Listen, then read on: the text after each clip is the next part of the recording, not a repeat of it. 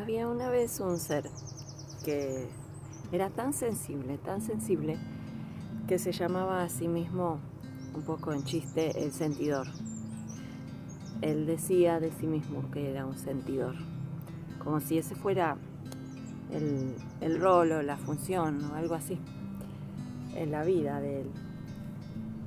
Percibía todo con tanta claridad, con tanta intensidad, con tanta casi pericia, podríamos decir, como si tuviera una tecnología humana muy desarrollada para captar y para procesar.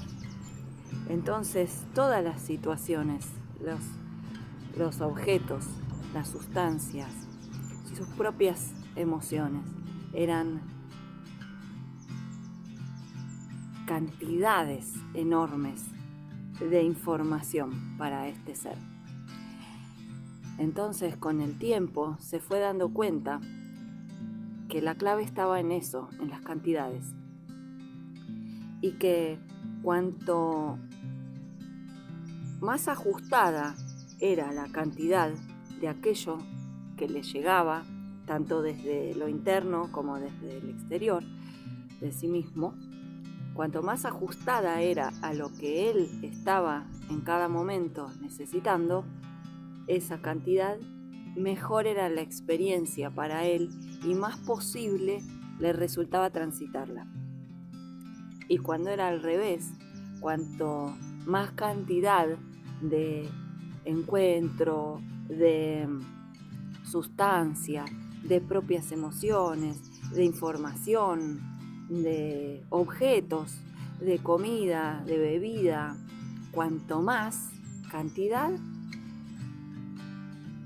más se desequilibraba y más se encontraba incómodo, y eso le llevaba a una cadena de incomodidades en un orden no tan consciente, donde se disparaban como si fuera una máquina, de esas que una cosa lleva a la otra, como el efecto dominó.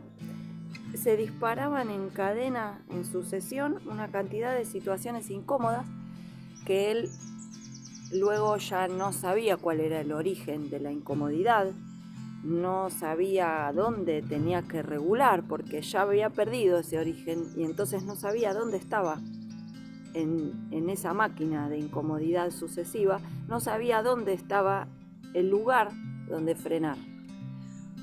Y entonces fue aprendiendo esto, que en poca cantidad y darse el tiempo para sentirlo, para procesarlo, tanto fuera algo disfrutable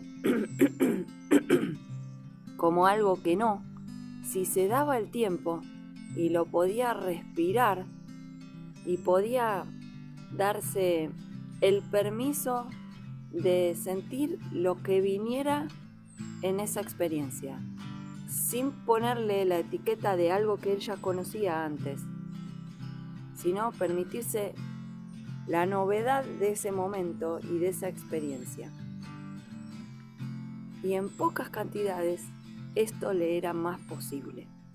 Y se daba cuenta que había cosas que antes tomaba en grandes cantidades que no eran necesarias y que generaban un sobrante, un desecho de lo que fuera, de emoción, un desecho de masa corporal, un desecho en el vínculo con los otros, de situaciones, ¿cómo podríamos decir? Como si fuera plasma vincular. Ese desecho era en las relaciones un plasma vincular que andaba ahí entorpeciendo. No era visible, pero sí era sentible, era perceptible, muy, muy perceptible. Entonces empezó a irse antes de las reuniones de manera armónica, empezó a comer menos cantidad, empezó a tomar menos, empezó a descansar lo que necesitaba, a hacer menos, y así fue regulándose de una manera que empezó a encontrar armonía en su estado, en su estado cada vez más tiempo del día. Y a algunas personas les molestaba esto. Algunas personas encontraban en esta, ¿cómo podría decirlo? No es poca cantidad. En este límite armónico que él ponía, algunas personas lo encontraban incómodo porque lo que se acostumbraba era estar mucho en una fiesta. Se acostumbraba a estar, no sé, 4 horas, después ir para otro lado y así, y seguir con las cosas, o tener mucho de la información, o tener mucho de los encuentros amorosos, ya fuera de amistades o de pareja. Y cuando pedía que fuera un poco menos, había algunas personas que les resultaba molesto porque ellas querían seguir como era la costumbre. La costumbre era mucho. Pero otras personas encontraban en esto un llamado de atención a decir, para mí también era menos. Y él fue el que mostró que hasta acá estaba bien y yo no me daba cuenta. Y qué bueno que tomó menos de lo que había, porque a mí me llamó a también tomar hasta acá, ¿no? Y así fue. A algunas personas les aportaba, a otras no. Otros también venían en un proceso similar a él y cuando conectaban se sentía la armonía. Era muy clara. Y así fue profundizando cada vez más la escucha de sí mismo, el respeto y la validación de su sentir y la comunicación respetuosa con los demás de este sentir tan particular de él, porque, bueno, cada uno siente de una manera diferente, ¿no? Entonces, este cuento que te cuento nos invita a los que resonemos con eso, a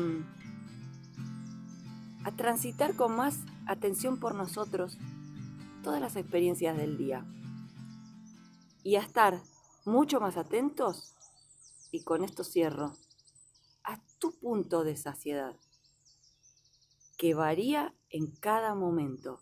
Y te podés preguntar, ¿cuál es mi punto de saciedad ahora? Y disponerte con sorpresa a qué te cuenta tu sentir sobre tu punto de saciedad.